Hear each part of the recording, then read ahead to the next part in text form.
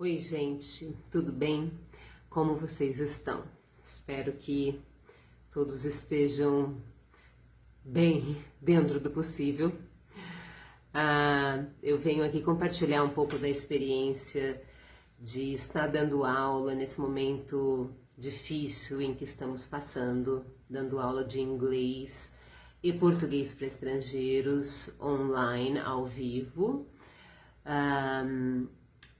Eu queria dizer que no início, quando começou e eu tive que mudar completamente para o online, né, sair do presencial, foi de fato um desafio enorme e quase que desesperador.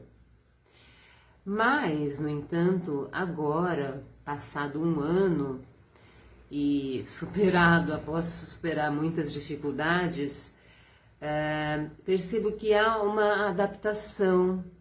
Para mim tem se tornado mais fácil a cada dia, apesar de de causar um cansaço bastante específico deste meio, que é difícil de escrever ainda. Eu acho que precisamos de mais tempo até para elaborar. Tem vários textos, artigos saindo sobre isso, que chamam até de Zoom fatigue, mas então o que eu encontrei como recurso para me ajudar como professora nesse momento, nesse trabalho online, né, em que a gente não tem a presença, a gente tem uma tela mediando a comunicação, a relação com o outro. Tenho buscado trazer para a aula muitos elementos que a gente chama de low-tech, que a gente buscou bastante o high-tech, né? Tudo que é bem tecnológico era o máximo. A gente lembra das escolas com aquelas smart boards e que aquilo faz um sucesso, tudo que teria telas, tecnologia envolvida era considerado uma coisa maravilhosa. Hoje em dia a gente está vendo as crianças e nós mesmos adultos cansados, exaustos de telas e inclusive viciados a elas, né? Então, como que a gente busca voltar um pouco e trazer para um low-tech? O low-tech, a gente tem que pensar em algumas diretrizes básicas para isso, que seria o hands-on, algo tangível que a gente possa tocar. Então, por exemplo, eu trabalho com um pequeno quadro negro, onde eu posso escrever, ao invés de escrever apenas no Zoom, no chat do Zoom, por exemplo. Peço para que os alunos escrevam em letras grandes, usem a caneta para escrever e mostrem, às vezes mostrem individualmente, de diversas formas, talvez para evitar também constrangimento aos alunos. Outro elemento muito importante é que na minha avaliação, os grupos precisam ser realmente reduzidos. Eu trabalho com no máximo 5 alunos por turma e tentei fazer grupos maiores, no entanto não me senti confortável, não senti que conseguimos criar uma conexão. E aí a gente entra nessa palavra que está tão em voga, e talvez porque estamos tão carentes disso, que é a conexão.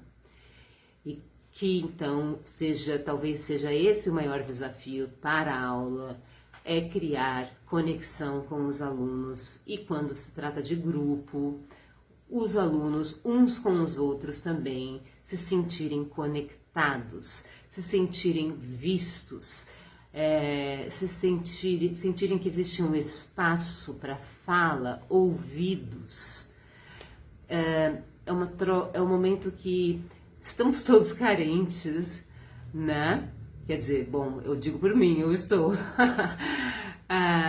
De qualquer forma, estamos carentes de encontros, talvez. E como então podemos... Não é uma pergunta que tenha uma resposta pronta, né? Podemos suprir um pouco essa necessidade de contato humano, de conexão, de afeto, né? Porque acredito muito, assim, completamente que a educação sem afeto, a educação sem amor, ela não vale a pena. Então, uma das outras estratégias, assim, que eu não abro mão de maneira nenhuma, é fazer um check-in no início das aulas, que seria basicamente perguntar para os alunos como eles estão. Um a um responde enquanto os outros escutam. Dependendo do nível da turma, a gente trabalha com um pouco de inglês, um pouco de português ou 100% inglês. Como é isso? Para iniciantes, por exemplo, perguntas começa com How are you today? E aí a gente aprende um vocabulário de feelings, de sentimentos, e não apenas de sentimentos positivos, né, considerados positivos, mas de uma gama de sentimentos. E aí a gente entra numa outra questão educacional, que é uma educação afetiva, emocional, onde eles criam o hábito de nomear os seus sentimentos.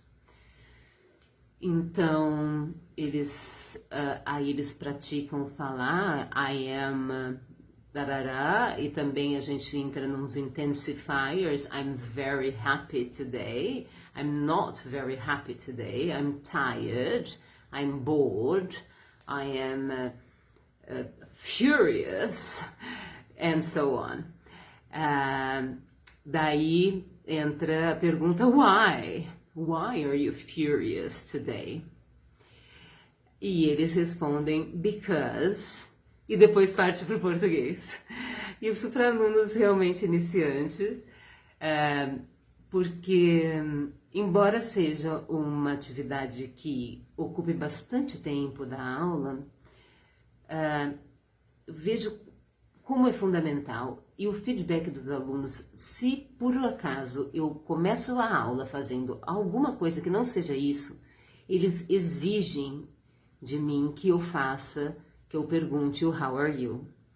E se por algum motivo eu não perguntei o why de algum dos sentimentos que eles citaram, por exemplo, eles têm falado I'm hungry, I'm tired, and I'm happy. So why are you hungry? Why are you tired? Se eu esquecer de perguntar why are you happy, eles se lembram e cobram e querem falar. Então fica bem evidente a necessidade de falar de si e de escuta. Eu penso, não é exatamente necessidade de falar, a gente fala sem parar, mas não há escuta. E o exercício que os outros fazem ao escutar também é fundamental, que é um exercício necessário.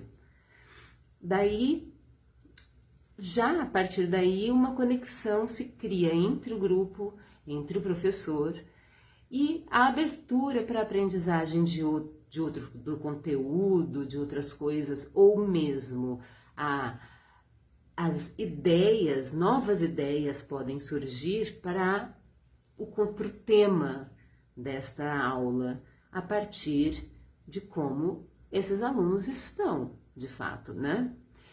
Então, enfim, eu acho que estamos aí falando então de low-tech, que depois precisamos especificar um pouco mais do que se trata, e também do check-in, que é sim priorizar, falar de emoções, de sentimentos, dar escuta, e mesmo que não seja grande atividade com conteúdos novos,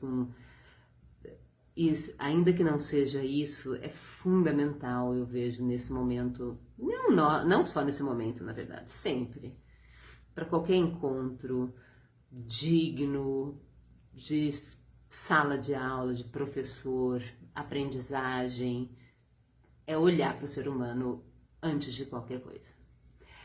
Espero que eu tenha contribuído, eu gostaria de ouvir as opiniões de vocês a respeito. E eu penso que é isso, já tá ficando longo o vídeo. Meu cabelo tá aqui meio espetado, mas tudo bem. Um grande abraço a todos e sigamos juntos, sigamos firmes. Saúde, se cuidem e vamos embora, vamos lá. Tchau.